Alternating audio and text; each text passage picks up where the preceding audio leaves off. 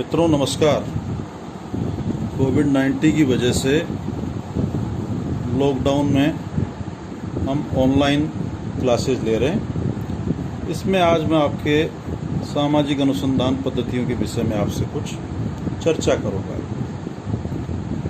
सामाजिक अनुसंधान की पद्धतियां, सोशल रिसर्च इन मेथड्स, इसमें मूलतः हम समाजशास्त्र के अंदर जो ज्ञान का नवीन सृजन है, इसकी पद्धतियों की चर्चा करते हैं। इसमें हम मूलतः बताते हैं कि सामाजिक अनुसंधान क्या है, सामाजिक सर्वेक्षण क्या है, सामाजिक अनुसंधान के क्या प्रकार हैं, सामाजिक अनुसंधान में तथ्यों का संकलन किस प्रकार से किया जाता है, तथ्य कितने प्रकार के होते हैं, उपकल्पना क्या है, प्रश्नावली, अनुसूची, साक्षात्कार, अवलोकन, इन विषयों पर चर्चा करेंगे। और इसके उपरांत हम जो डेटा जो हम फील्ड से लेके आते हैं, उनके बाइफर्केशन के लिए मीन, मोड, मीडियन की चर्चा करेंगे। आज मैं आपको संक्षिप्त में उपकल्पना के विषय में चर्चा करूंगा। उपकल्पना, प्राकल्पना या परिकल्पना। उपकल्पना या प्राकल्पना से सामान्य से तात्पर्य है कि सामाजिक अनुसंधान में जो घटना है, उसके कार्य कारणों के संदर्भ में जो हम एक पूर्व कल्पना, पूर्व विचार बना लेते हैं, वही प्राकल्पना कहलाती है। हमारे वास्तविक अध्ययन के उपरांत हमारी ये प्रकल्पना, परिकल्पना, उपकल्पना सत्य भी साबित हो सकती है और असत्य भी। अनुसंधानकर्ता का कार्य इस प्राकल्पना को सही या गलत साबित करना नहीं, वरन वास्तविक तथ्यों के आधार पर वैज्ञानिक सत्य को खोज निकालना है। अर्थात प्राकल्पना का जो मुख्य कार्य है, वो अनुसंधानकर्ता को अनुसंधान क्षेत्र में भटकने से रोकना है। इस प्राकल्पना में कुछ खास बातें भी है, इसकी कुछ विशेषताएं भी है। जैसे प्राकल्पना हमारी सरल हो, स्पष्ट हो। सरल या स्पष्ट से तात्पर्य है कि इसमें हम कोई अनावश्यक शब्दों का प्रयोग ना करें।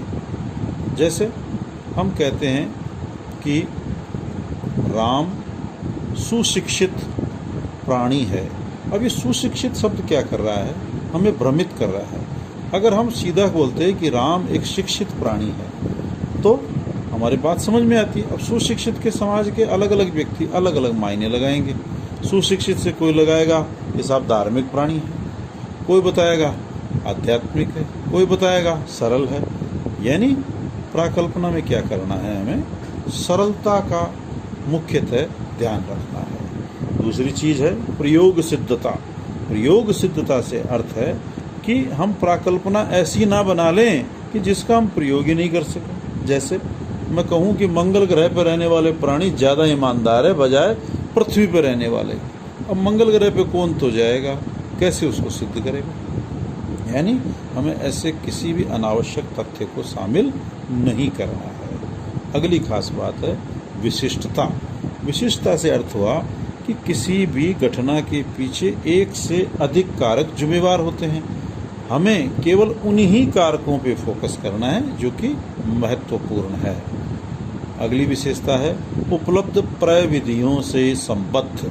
उपलब्ध प्रविधियों से संबद्ध से हमारा तात्पर्य है कि जो हमारे पास संसाधन है, जो हमारे पास साधन है, जितनी हमारी सीमाएं हैं, जितना हमारे पास अर्थ है, उनको दृष्टिगत रखते हुए हम अनुसंधान कार्य को आगे बढ़ाएं।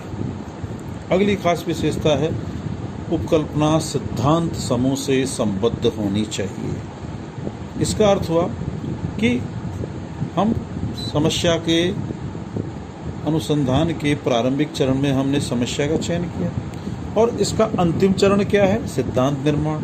यानी हमारे अनुसंधान के प्रारंभिक चरण से लेके हम अंतिम चरण की संपूर्ण यात्रा सिद्धांत के इर्द गिर्द ही रखते हैं। इसलिए हमें इस चीज को विशेषतः ध्यान रखना है कि हमारी प्राकल्पना ऐसी हो ताकि हम उसके आधार पे उस सिद्धांत का निर्माण कर सकें। और इसकी लास्ट विशेषता है सरलता। सरलता से अर्थ हुआ कि इसमें हम किसी अनावश्यक जटिलता या किसी अनावश्यक अवधारणा का प्रयोग ना करें। मित्रों, कल हम प्राकल्पना के जो अगले खास बिंदु हैं, प्राकल्पना के प्रकार, स्रोत, प्राकल्पना के गुण, दोष, हम इन पे चर्चा करेंगे। धन्यवाद।